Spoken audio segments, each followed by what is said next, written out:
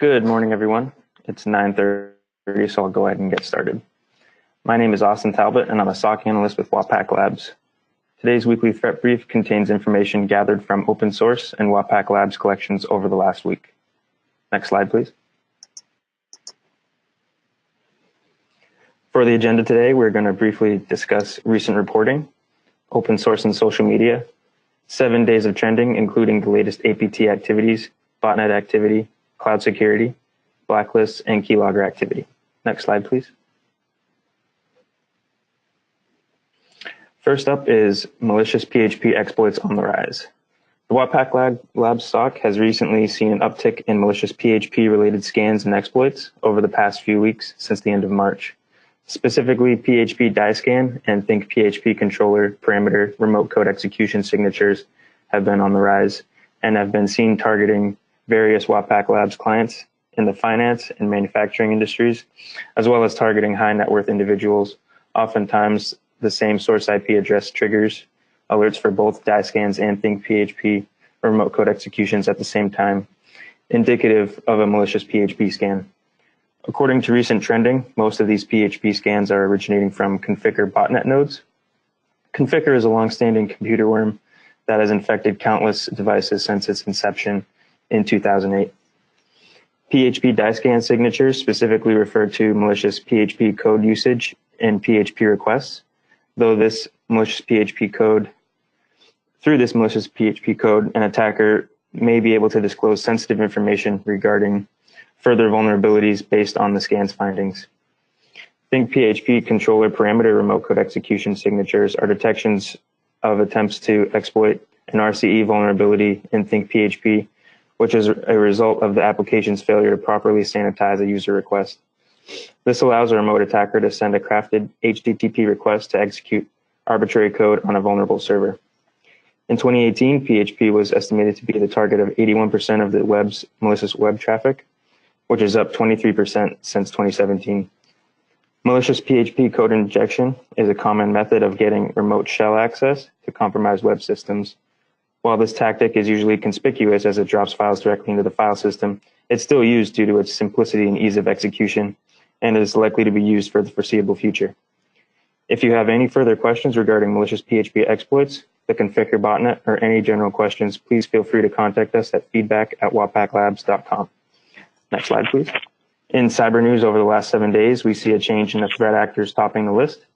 This week, we see the APT-34 oil rig at number 1, Shadow Brokers in second place, with the Syrian Electronic Army, Chaos Computer Club, and Hezbollah in the following spots. APT-34 oil rig is a threat group with suspected Iranian origins that has targeted Middle Eastern and international companies since 2014. The group has targeted a variety of industries, including the financial, government, energy, chemical, and telecommunications industries.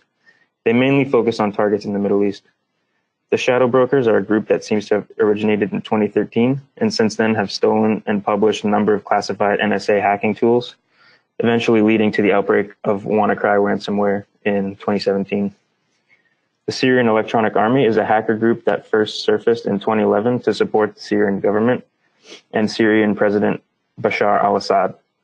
Their tactics include web defacements using SQL injections, as well as DNS hijacking. The Chaos Computer Club is Europe's largest hacker group with over 7,000 members. They mainly operate as hacktivists. Targeted industries haven't changed too much this week. We still see information technology and software and finance topping the list, much like last week, with social networking rounding out the bottom spot. For malware this week, we see WannaCry ransomware taking the first spot, followed by Dark IRC, Kelios, Corlia, and WebShell. Dark IRC is a malware backdoor Trojan that allows others remote access to your machine over an IRC channel. Kelios is known as a hybrid peer-to-peer botnet, which means it uses both command and control servers as well as peer-to-peer communication. Lastly, Corlia is a Windows 32-bit Trojan. Top cyber stories in social media and open source include Marcus Hutchins, a pivotal player in stopping the WannaCry ransomware attacks, pleading guilty to developing malware known as Kronos to steal the passwords of online baking customers, as well as a ransomware attacking the Weather Channel taking the Weather Channel off the air for over an hour. This was a Bitcoin ransomware attack, but the ransom was not paid as proper backups were already put in place. Also trending was a story discussing the APT34 toolsets and victim data being disclosed on the messaging app Telegram over the past month by an unknown party or group. APT34 oil rig was discussed in the previous slide as it was our top threat actor for the week. Last week, we recorded approximately 1.5 million new indicators.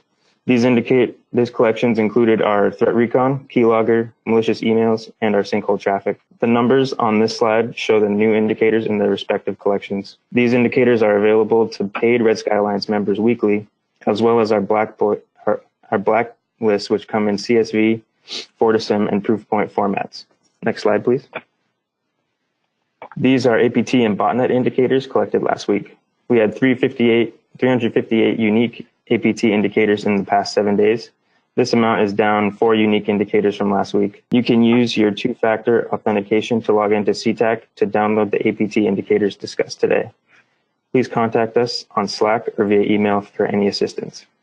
Topping the list again this week is SickyPot and Mowdy APT, as seen by the graph here. Botnet activity over the last 7 days remains fairly consistent with prior trending.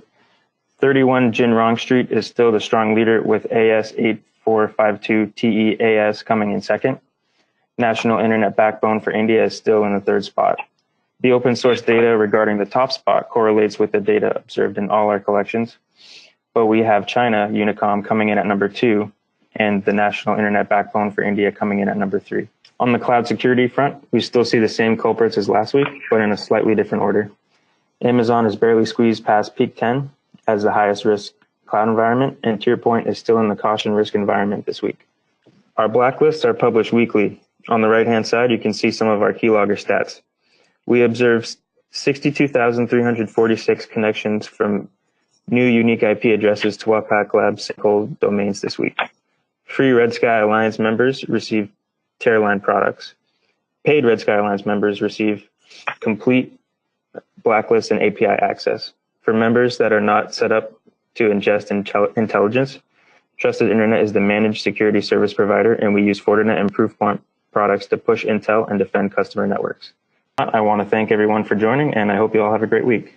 Thank you.